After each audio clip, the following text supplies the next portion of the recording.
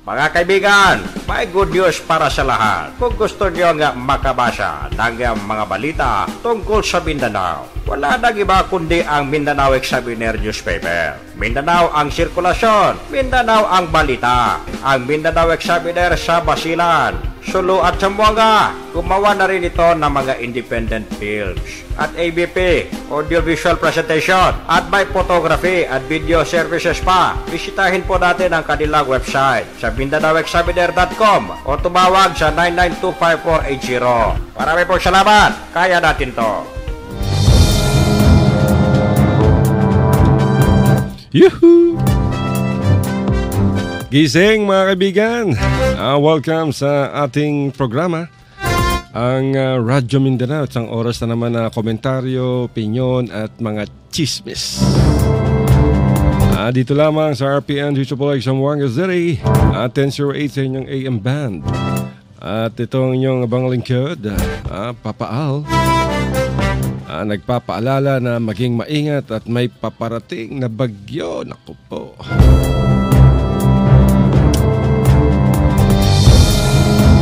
Assalamualaikum, Basilan, Salut, Tawi-Tawi, Sabah, Malaysia.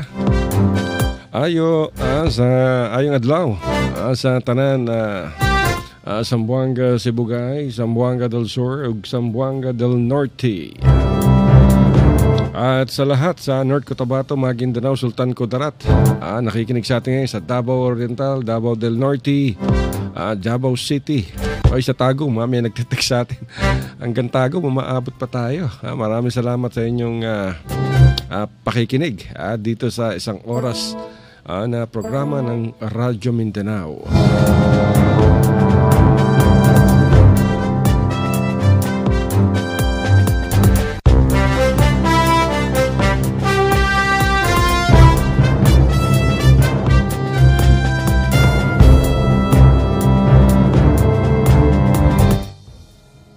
Grabe naman itong mga balita. Balita ng isang local newspaper. Claim ako to the 30 on Mishwari Meet, not in Zamboanga. Sabi ni Ben Claim ako, yung mayor ng Zamboanga, wag daw sa Zamboanga City makipag-meeting kay Nur Mishwari. Yung chairman ng Moro National Liberation Front. Sino naman nagsabi kay Ben Claim ako na sa Zamboanga gagawin yung meeting, Mayor? Ay nako. Sa Davao City ang meeting. Sino ba nagdaldal kay Ben Klima ko na sa Zamboanga? O para naman may mabalita lamang. Wala naman nagsasabi. Di naman sinabi ni Tatay Digong Duterte na sa Zamboanga may kapag-meet si Mishwari tsaka siya, di ba? Sa Davao City mga kabigan, ipasusundo niya kay Peace Advisor Jesus Duresa. At baka kasama pa dyan si former Governor Sakurta ng Sulu Province, na siyang laging tinatawagan ni Tatay Digong Duterte kung may ipinapagawa. Meron tayong naririnig.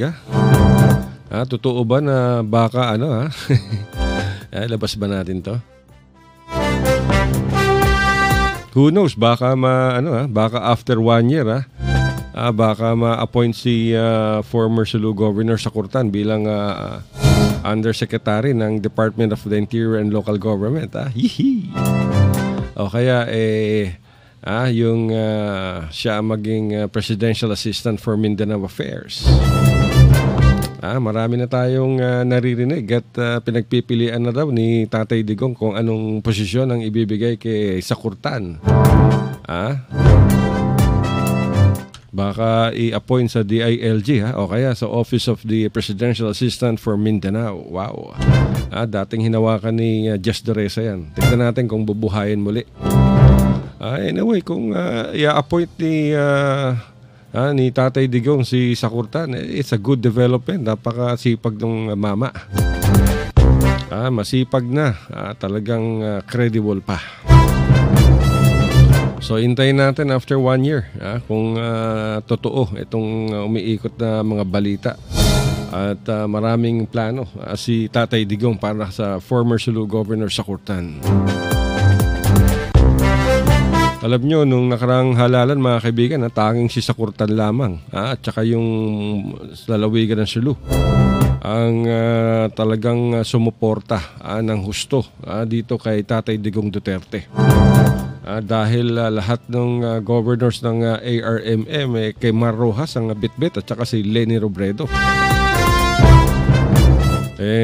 Itong si Sakurtan at saka si Sulu Governor Toto Tan, pinulong yung kanilang mga mayors, lahat pati barangay kapitan, mga mayors at iba't ibang sektor sa Sulu, upang ibuhos o ibigay ang suporta, lahat ng suporta solid dito kay Tatay Digong Duterte. Kaya naman kampanteng-kampante mga kaibigan, si Tatay Digong na landslide talaga siya sa Sulu. Although na kahit sinuportahan lahat ng mga governors ng ARMM, pati na rin si Muji Bataman, itong si Mar Rojas, pero yung mga constituents, naku po, inilampaso si Rojas at ang ibinoto ay si Tatay Digong Duterte. Kita nyo mga kaibigan, kahit na anong iutos ng armed governors sa kanilang mga constituent na iboto si Mar Rojas, ang binoto pa rin nila itong si Tatay Digong Duterte. Pagkatapos nung manalo si Tatay Digong Duterte, nako, yung mga gobernador ng ARM nagbaligtaran, nako, nagsisipsipan, nako, baka bumalimbing. Hey! Pati yung iba pang mga taga-liberal party. Talagang politika nga naman mga kaibigan, survival parang mga langaw, di ba, yung mga politiko, kung saan yung may amoy, doon sila lahat nagpupuntahan. Nung mabango si Mar Rojas, lahat sila nakapaligid kay Mar Rojas. Nung natalo si Mar Rojas, nako, isa-isang bumitaw, lumipat kay Tatay Digong Duterte. Si Tatay Digong, alam naman niya kung sino ang sa kanya at kung sino ang nagpapanggap na sa kanya at kung sino talaga ang sa kanya. Di ba? So yun ang problema dyan mga kaibigan. Tignan natin at kung hanggang saan, dahil malaki ang suporta nitong si Tatay Digong sa Mindanao. Mga kaibigan, may good news para sa lahat. Kung gusto nyo nga makabasa ng mga balita tungkol sa Mindanao, wala nang iba kundi ang Mindanao Examiner newspaper. Mindanao ang sirkulasyon, Mindanao ang balita. Ang Mindanao Examiner sa Basilan, Sulu at Zamboanga. Gumawa na rin ito ng mga independent films at ABP, audiovisual presentation, at may photography at video services pa. Bisitahin po natin ang kanilang website sa MindanaoExaminer.com o tumawag sa 9925480. Marami pong salamat. Kaya natin to. Radio Philippines Network. Radyo Ronda. DXX Zamboanga. Kapisanan ng mga broadcaster ng Pilipinas. Alas 2:15 mga kaibigan, sa buong kapuluan kayo nakikinig pa rin sa Radyo Mindanao. So yan ang ating dinidiscuss mga kaibigan, itong mga nagbaligtaran.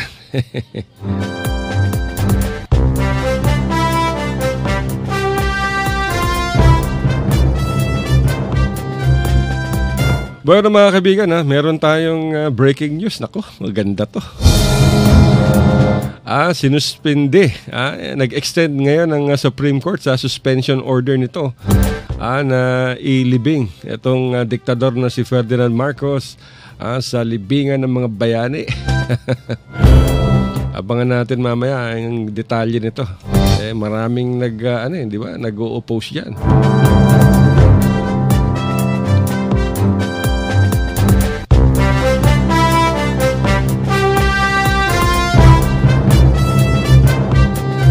Kaya naman, para sa akin mga kaibigan, sa aking opinion, talagang hindi dapat ilibing si Marcos sa libingan ng mga bayani. Hindi naman siya bayani, diktador siya. Talagang kinamkam yung yaman ng ating bansa, di ba? Kaya lang alam niyo talaga pag makapangyarihan ng isang tao, hanggang sa mamatay na siya hanggang ngayon yung kaso walang walang kinalabasan. Kaya maraming mga bagong henerasyon ngayon hindi nila alam kung ano yung nangyari noong panahon ng martial law. At napakaraming pinatay mga kaibigan during martial law. Napakaraming mga kinamkam ang gobyernong ari-arian ng iba't ibang tao. Yung mga negosyo lahat. At maraming ikinulong. Hindi ka makapagsalita laban sa rehimeng Marcos. Pag nagsalita ka ng opinion mo, nako, yari ka. Kaya siguro dapat ipaalala natin mga kaibigan ang maano nyo naman yan, mababasa din nyo sa internet.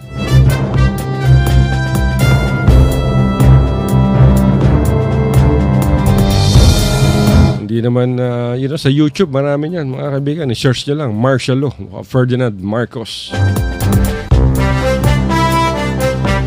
At marami na kayong mababasa ron. At marami na kayong mapapanood tungkol sa naging bahagi ang madilim na kasaysayan ng ating bansa, itong martial law. Ano nga pala nangyari doon kay yung sa pag-uusap ng City Council ng Zamboanga dyan, may kinalaman dito kay Konsehal Rodolfo Bayot.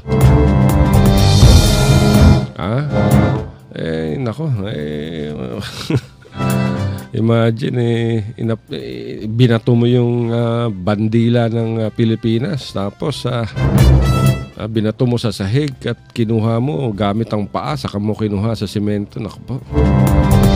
Sa harapan ng mga estudyante ng Ateneo de Zamboanga mga kaibigan. Talagang gulat na gulat ang lahat sa inasal nitong si Konsehal Rodolfo Bayot. Hindi dapat palagpasin yan, di ba? Kaya alam, mukhang napakagaang lang yata nung suspension na ipapataw dito kay Bayot.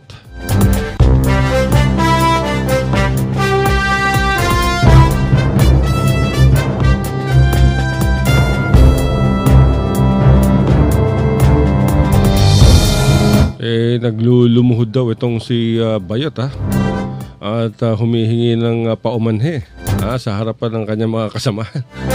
Akala ko ba sabi ni Bayot hindi siya hihingi ng apology at mag-re-resign na lamang siya. Bakit hindi pa nag-resign si Konsehal Rodolfo Bayot? Ano na bang naging parusa nito si Rodolfo Bayot? Sinuspinde ba to or what? Hindi natin monitor yung pag-uusap kanina, yung session ng Zamboanga City Council.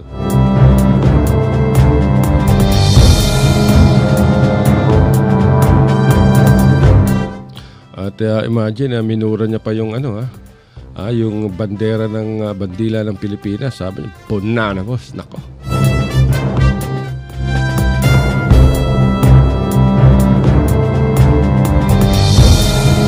At bawal yan. Yung may batas dyan sa bandila mga kaibigan.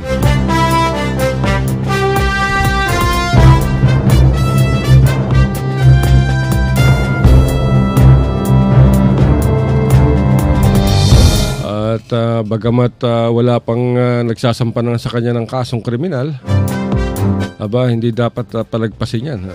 Siguradong matutuwa rito yung mga nasa kabilang partido, nasa partido nitong si Celso Lobregat. Dahil kung masuspindi itong si Bayot without pay, di ang nito yung control ng botohan sa City Council. Tapos nag-order pa yung korte ngayon na suspindihin ng 3 buwan itong si Arquisa. Si Konsehal Chodiver Arquisa. Itong si Arquisa at itong si Bayot mga kaibigan ay pawang nasa poder nitong si Beng Climaco.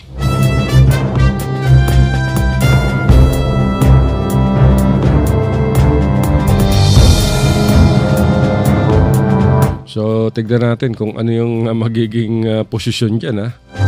So, ngayon, ang nangunguna dyan, ang majority ngayon, yung grupo. Na grupo ng mga konsehal na kaalyado at mga tao nitong si Celso Lobregat. So, pag merong inilabas na ordinansa o may pinag-uusapan dyan, talagang nakakiling sa Team Colorao itong botohan. Dahil wala out of place ngayon si Bayot at si Arquisa. Etong si Arquisa may kinalaman sa kanyang kaso. Ano ba tong kasong malversation yata rito ang isinampas sa kanya, di ba? So, yun, tignan natin mga kaibigan kung paano. Pero, siyempre yung nasa Team Colorao, nasa grupo nitong mga konsehal na kaalyado nitong si Celso Lobregat, yung congressman ng Zamboanga. Aba, ito na ang pagkakataon ninyo to strike back. Mag-imbestiga na kayo ng gusto nyo mag-imbestiga at nasa inyo ang baraha, nasa inyong alas. Dito naman kay Konsehal Rudy Bayot ay nakakaano yung ginawa nito mga kaibigan sa bandila ng ating bansa. Sagrado yan, Konsehal Bayot. Napakasagrado ng ating bandila, hindi basta-basta nilalapastangan yan. Imagine, live sa television to nung nangyari yan. Tapos ang dami pang mga nanonood sa gallery, andiyan pa yung mga estudyante ng Ateneo at yung kanilang guro si Neneng, teacher Neneng. Talaga makikita mo yung mga mukha ng mga estudyante, pati si teacher Neneng talagang gulat na gulat dahil sa ginawang asal nitong si Konsehal Bayot. Number 1 pa naman na konsehal tong si Bayot. Nagsimulang magalit si Bayot siguro nang hindi niya maintindihan yung sinasabi ng presiding officer na dapat ay sa closed door executive session yung pag-uusap. Pag sinabing executive session ay closed door meeting yan, closed door session, walang media dyan, hindi kasama yung publiko. Nung may ibang nagsalita, siguro si Bayot medyo sa mama ang loob dahil hindi niya naintindihan.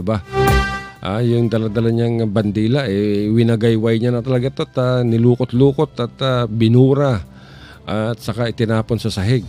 And then pinulot niya, ginamit niya yung kanyang paa para kunin yung bandila at saka niya pinulot. At hindi dahilan dito, may nagsasabi na dahil sa arthritis kaya niya raw ginawa yun dahil hinila sa paa. Hindi katwiran yan, huwag na kayo makatwiran. Basta yung ginawa ni Bayot labag sa batas, tapos. So isip-isip na, wala pang kung merong mag-file ng criminal case dyan, maaaring magbayad ng pena from 5,000 itong si Bayot or not more than 20,000 pesos. O kaya makulong from 6 months up to 1 year or both, depende sa korte. So siguro kung meron mga supporters ng grupo ni Lobregat, kung gusto ninyong kasuhan, this is the time. Para ma-knockdown na ang isa sa mga konsehal na kabilang dito sa grupo ni Beng Climaco at makontrol nyo uli ang City Council. At si Arquisa 3 buwang mawawala yan. So nasa inyo lahat ang alas sa yellow sa Team Colorao. Ang problema ngayon ng ang yellow team ni Beng Climaco. Ganyan talaga. Weather lang yan.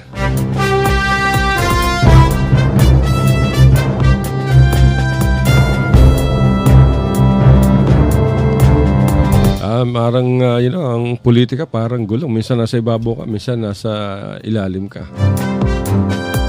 Diba? Katulad niya ngayon, sino ang nakakita na mangyayari ito?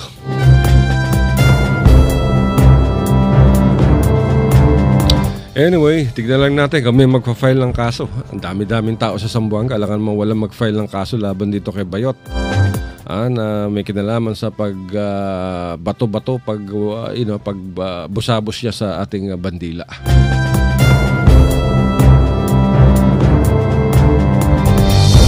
Anyway mga kaibigan, meron tayong report sa ating correspondent kay Muhammad Saaduddin, pinadala dito sa Radyo Mindanao. Na napatay ang hepe. Naku po, wala na bang katapusan itong patay na to sa Mindanao? Napatay ang hepe ng pulisya ng Puna, Bayabaw sa lalawigan ng Lanao del Sur matapos itong pagbabarili, niratrat ng mga di kilalang kriminal na sakay ng motorsiklo. Diyan mismo sa Boulevard, sa barangay Lumbak, Madaya, sa Marawi City, pasado alas 6 kagabi. Sinabi naman ni Senior Superintendent Agustin Tello, ang Provincial Director ng Lanao del Sur, ay kanyang kinilala ang napatay na hepe ng pulisya na si Senior Inspector Dito Kalan.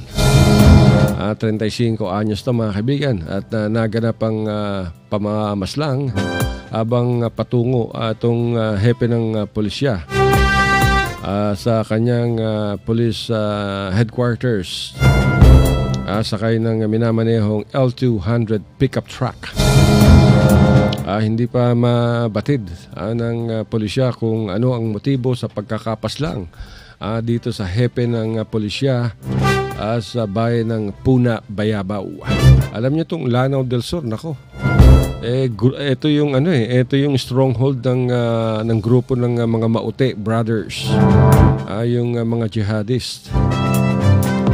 So yung pagkakapas lang dito kay Senior Inspector Dito Kalan nangyari talagang 1 taon tumpak nang mapatay din ng isang hepe ng pulisya diyan sa lugar, sa lalawigan. So sa ngayon mga kaibigan, wala pang resulta yung investigasyon. Marawi talaga, Islamic City, pero napakagulo, my goodness. Mataas ang kriminalidad mga kaibigan sa Marawi City. Talamak din ang bentahan ng droga dyan. At nagkalat yung mga jihadist dyan sa Marawi. Grabe. Samantala, patay naman ang 2 katao sa naganap na ambush dyan sa barangay New Leon sa bayan ng Alyusan sa North Cotabato. Nangyari ito mga kaibigan kahapon ng umaga. Sinabi naman ni Alyusan Police Chief Senior Inspector Edwin Avantes na nagtamo ng napakadaming bala, tama ng bala mula sa 45 kalibre pistola ang mga biktima. Dead on the spot to. Kinilala naman ng pulisya ang mga napatay na sina Ricardo Cambel Calod, 49 anyos, habang ang backrider nitong si Daisy Calibayan Campoy, 54 anyos, patay rin. Ako. Health worker pala itong si Daisy. Base sa initial na investigasyon ng pulisya, ay bago ang pamamaril ay may isang habal-habal umano ang nakatambay sa lugar, at nang dumating ang dalawa ay dito na niratrat nung driver itong 2 tao, at tinangay pa nung suspect yung kanyang kasamahan ng Honda XRM ng mga biktima. So posibleng talagang carnapping to mga kaibigan, dahil inabangan sila and then inambush at saka ninakaw yung motorsiklo. Pero pwede rin panligaw to sa investigasyon ng pulisya. Pwedeng may iba pang mas malalim na anggulo yan, at ang ginawa ng mga killers ay kinuha na lamang ang motorsiklo upang maligaw ang mga investigador ng pulisya sa tunay na motibo ng pagkakapatay. Grabe. Ang gulo-gulo na ng ating bansa nga mga kaibigan.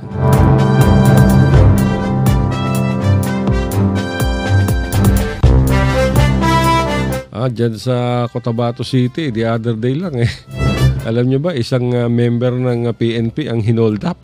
Ako po. Ay na. Dyan yan sa Kalanganan nangyari.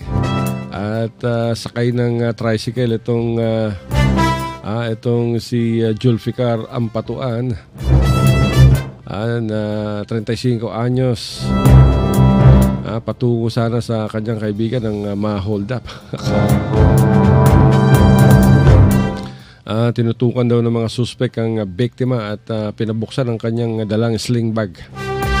At doon ay nakita yung kanyang pistola, kinuha rin ng mga hold up.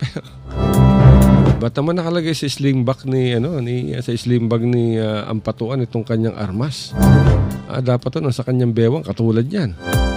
Yung baril niya ay nasa bag. So natangay. Grabe. Pati pulis ngayon hindi naligtas sa hold up. Sa Zamboanga, pati pulis ka nabibiktima ng carnapping Wow. At kahapon mga kaibigan, ipiniresinta na ng Philippine Army ang 13 armas na kanilang nakumpiska sa mga miyembro ng isang drug gang. Itong members ng mga drug syndicate ay nasa ilalim ni Tox Masgal alias Commander Mabrox. Nadakip yung 13 mga tauhan sa isinagawang operasyon mga kaibigan ng pinagsanib na miyembro ng Philippine Army, ng Philippine National Police at ng Moro Islamic Liberation Front. Kahapon ay pinangunahan naman ni Major General Carlito Galvez, ang commander ng 6th Infantry Division, ang presentation nitong mga armas sa media. Dyan to ginawa sa kampo ng 602nd Infantry Brigade sa bayan ng Carmen sa North Cotabato. At kasama ni General Galvez sa pagpapakita nitong mga armas sa mga miyembro ng media ay si Colonel Manolo Samarita, ang brigade commander. At gayon rin mga kaibigan, ang North Cotabato Provincial Police Chief na si Senior Superintendent Emmanuel Peralta. At si Lyndon Apacio, ang tumatayong Regional Director ng Philippine Drug Enforcement Agency.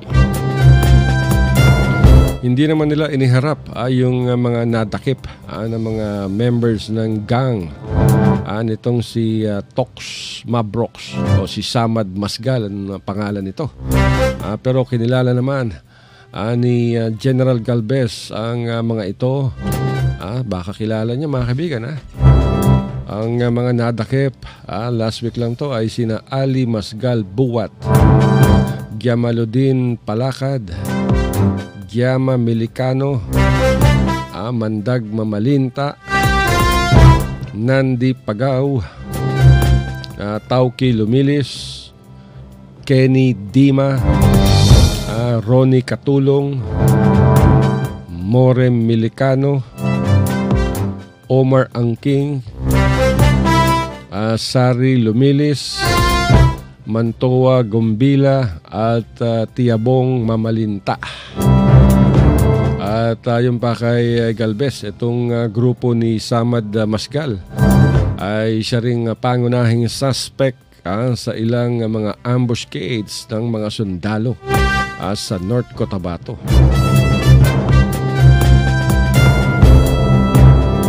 Bakit naman sumama ang MILF dyan? Ang daming mga drug pusher, drug addict na MILF. Pero siyempre, dahil sa peace talks, so sama-sama muna sila. Sana maging maganda ang kalabasan ng peace process mga kaibigan. At sa tingin ko medyo maliwanag, maaliwalas ang peace process ni Tatay Digong Duterte. Dahil unang-una itong grupo ng Moro Islamic Liberation Front sa ilalim ni Murad Ibrahim ay kumbinsido dito sa isinusulong na federalism ni Tatay Digong Duterte.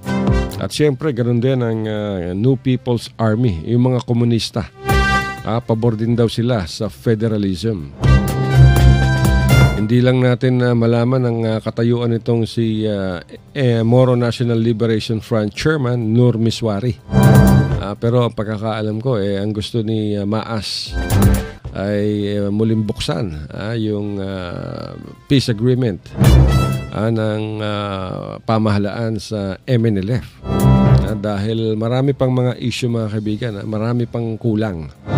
Kaya naman talagang nagpo-protesta ang MNLF dahil sa hindi pagtupad ng pamahalaan ng Pilipinas sa probisyon ng September 1996 Peace Accord.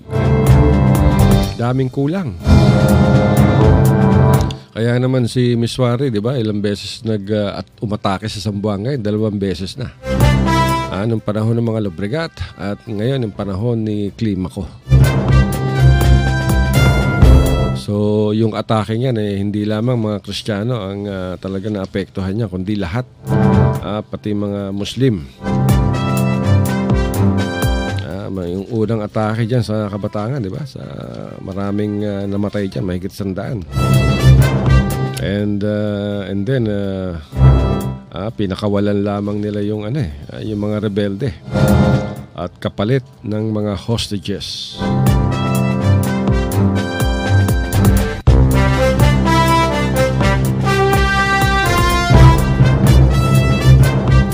Ganon din ang gusto nilang mangyari noong 2013 MNLF seat sa Zamboanga. Gusto nilang makalabas kapalit ng mga bihag nila. Pero nanindigan itong si Climaco na hindi maaari. Ganon din ang mga iba. Kaya't tumagal lang halos 3 linggo itong atake sa Zamboanga.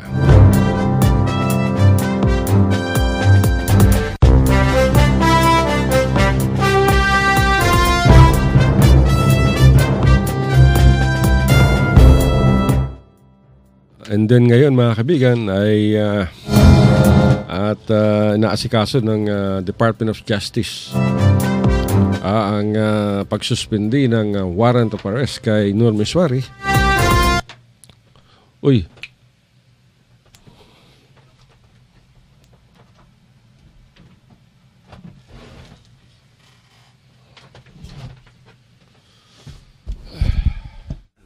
Good news para sa lahat. Kung gusto nyo nga makabasa ng mga balita tungkol sa Mindanao, wala nang iba kundi ang Mindanao Examiner newspaper. Mindanao ang sirkulasyon, Mindanao ang balita. Ang Mindanao Examiner sa Basilan, Sulu at Zamboanga. Gumawa na rin ito ng mga independent films at ABP, audiovisual presentation, at may photography at video services pa. Bisitahin po natin ang kanilang website sa MindanaoExaminer.com o tumawag sa 9925480. Marami pong salamat. Kaya natin to.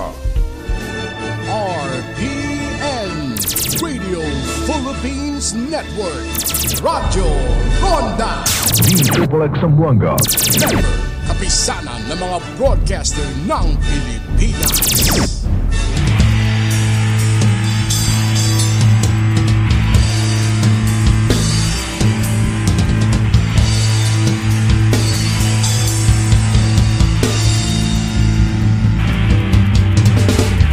Estación agresivo, comprensivo, noticia y completo. Si te busca tu entretenimiento, abrí el radio con H08. Verdadero servicio completo, noticia y información. Triple X Radio Ronda, H08, más fuerza para llegar a Magarayo.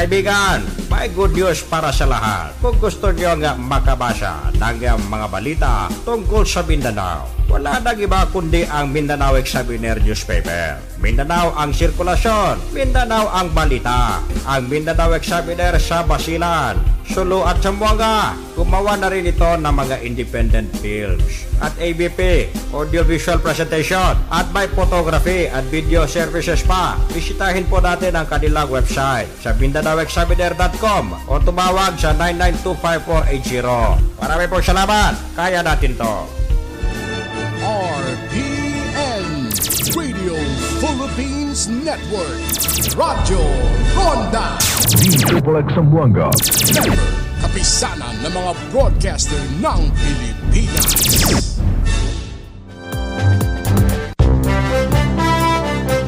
Ay, pasensya na mga kaibigan. Bumagsak yung voltahe ng kuryente namin dito sa studio. Grabe. Ano ba naman ito? Pati ba naman voltahe? Ang baba. Ako po. Ayan, wala tayo tuloy sa ere mga kaibigan pag paumanhin ninyo. Anyway, alas 2:40 na. Ang bilis-bilis ng oras. Grabe. So, saan ba tayo? Pinag-uusapan natin yung tungkol kay Nur Miswari. Inaasahan mga kaibigan na magpupulong na itong si Tatay Digong Duterte at si MNLF Chairman Nur Miswari sa Davao City. Yan ang ipasusundo ni Tatay Digong kay Jess Doresa, ang peace advisor, at kay former Sulu Governor Sakurtan. Itong si Miswari at isasakay sa isang private jet upang dalhin sa Davao City at doon ay mag-usap. Maganda yung mga maraming naitulong si Chairman Nur Miswari ngayon mga kaibigan sa pagpapalaya sa mga biktima ng kidnapping diyan sa Sulu Province. At dahil siyempre utos ni Tatay Digong kay Jess Doresa at kay former Sulu Governor Sakurtan na makipag-coordinate kay MNLF Chairman Nur Miswari upang masigurong ligtas ang mga bihag na mailabas mula sa kustodiya ng Abu Sayyaf. Kaya mahigit na 100 ng Malaysian at Indonesian hostages ang isinuko o ang ipinasa ng Abu Sayyaf sa MNLF kay Chairman Nur Miswari. Ganun din yung Norwegian captive na si Kjartan Sekingstad. Kaya maganda yung nangyari. At ngayon ay nakikipagtulungan itong si Chairman Miswari dito sa pamahalaang Duterte.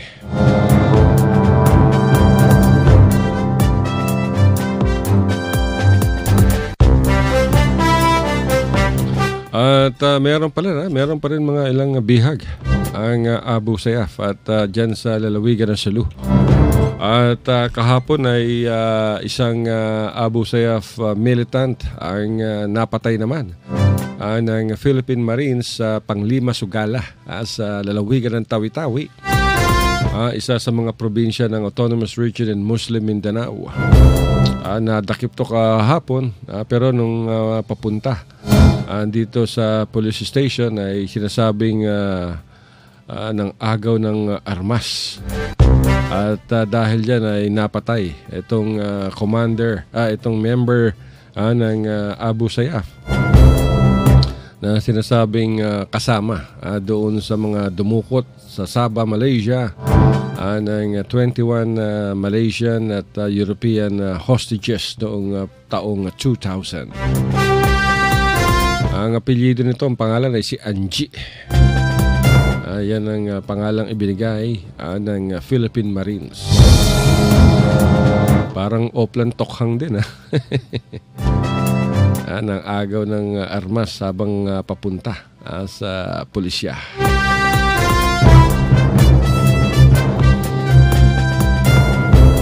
So marami ang mga sundalo ngayon nasa lalawigan pa rin ng Sulu at pinaghahanap itong Abu Sayyaf.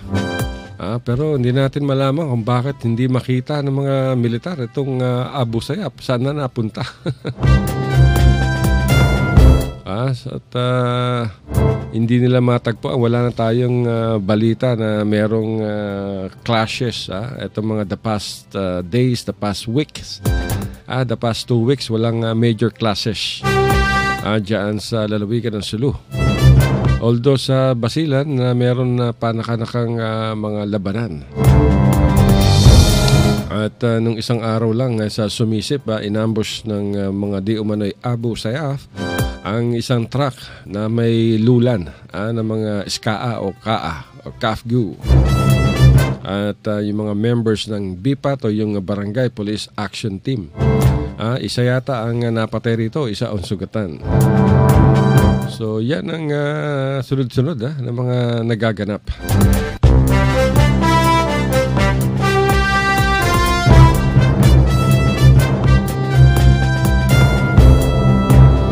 Aba, ang kailangan natin dito mga kaibigan, kapayapaan.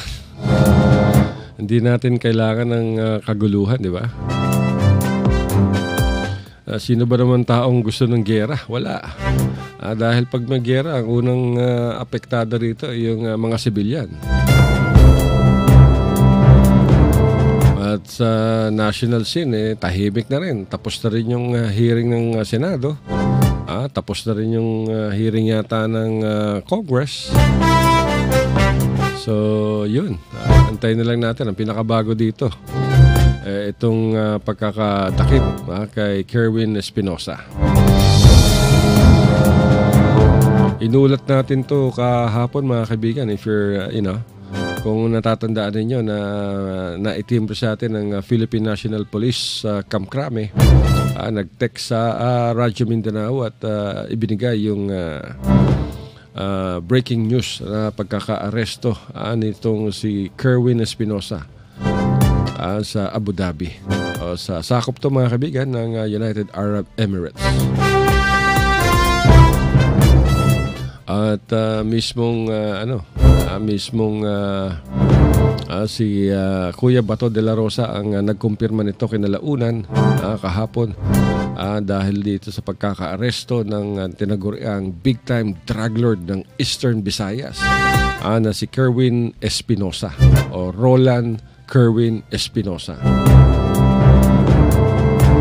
Dakip to siguro sa report na binigay sa atin ng PNP ay bandang 2:00 ng madaling araw. Matapos na mamukhaan ng ilang mga Pilipinong nagtatrabaho dyan sa Abu Dhabi at dahil dito ay natiktikan agad. At sinabi rin ni Kuya Bato de la Rosa na nang matanggap nila yung impormasyon ay agad siyang nagpadala ng 3 tao mula sa Philippine National Police Anti-Illegal Drugs Group sa Abu Dhabi. At sa pamumuno mga kaibigan ni Senior Superintendent Alberto Ferro na agad naman nakapag-ugnayan sa Abu Dhabi Police. Actually, itong pinadala ni Kuya Bato de la Rosa ayon sa kanya puro mga koronel mga senior superintendent. Dahil kaya sila nakapag-coordinate, hindi naman pwedeng umaresto ang ating kapulisan sa ibang bansa. So, nung nakipag-ugnayan sila sa Abu Dhabi ay nagkaroon ng plano hanggang sa pasukin na ng Abu Dhabi Police itong apartment building na kung saan ay nakatira o nagtatago itong si Roland Kerwin Espinosa. Dapat ngayon mga kaibigan, siguro bago matapos tong araw ay nasa bansa na itong si Kerwin Espinosa. Itong si Espinosa mga kaibigan ay anak ni Albuera Leyte Mayor Rolando Espinosa na siyang naaresto rin kailan lang dahil sa kasong illegal na droga at pagdadala ng mga armas. Base sa impormasyon na ibinigay ni Kuya Bato de la Rosa, sinasabing ilang araw pa lamang umano namamalagi si Kerwin Espinosa sa Abu Dhabi. At nagpatulong mano ito sa isang travel agency upang mapahaba ang kanyang pananatili dyan sa Abu Dhabi. At nakakuha pa ng kwarto sa isang apartment building na malapit din sa travel agency. Hindi natin na malaman mga kaibigan sa ngayon patuloy ang investigasyon kung alam ba ng itong travel agency na si Kerwin Espinosa ay pinaghahanap ng batas, di ba? Dahil sa kasong droga. Anyway, tignan natin kung ano ang ikakanta nitong si Kerwin Espinosa.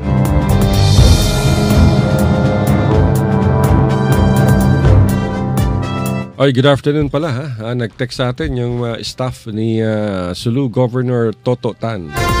Nagpapabatit, nakikinig daw sila ngayon. Okay. Binabati natin. Assalamualaikum. Good afternoon kay Al Francis Salinas. Yung kanilang chief photographer nitong si Governor Toto Tan. At si Saijin Uko. At kay Engineer Abdurasad Bai. Nakikinig din ngayon. Si Bong Abing.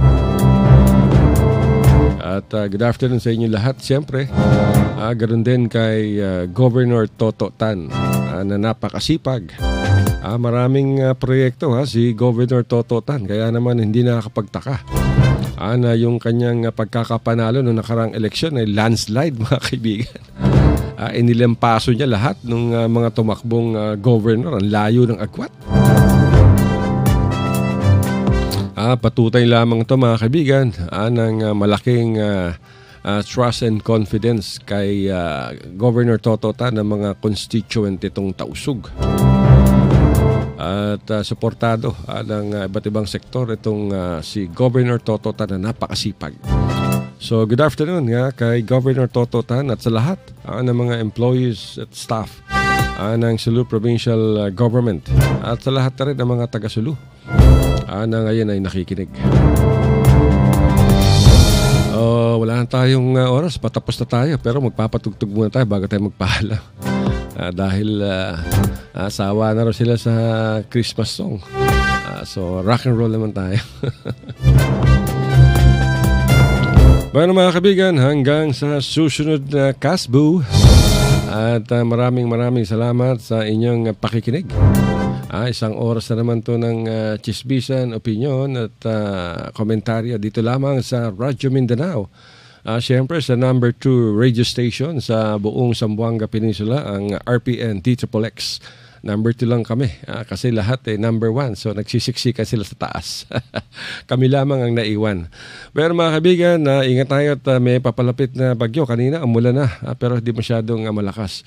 Hanggang sa susunod na bukas mga kaibigan, ito po niyong balingkod, papaal para sa programa ng Radyo Mindanao. Uy, yung aming sponsors pala, hindi ko na malimutan, ng Mindanao Examiner Regional Newspaper.